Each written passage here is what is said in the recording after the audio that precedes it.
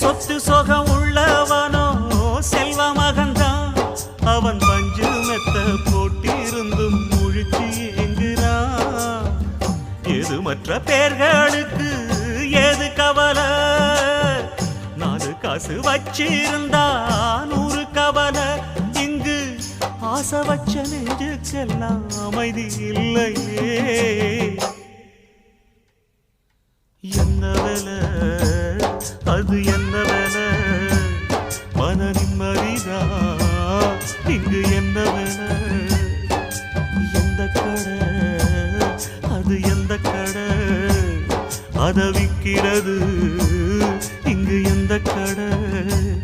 பணங்காசுதான் அள்ளி வீசிதான் அடடாதுதான் கடையில் கிடைக்காதே. என்ன வேலை அது?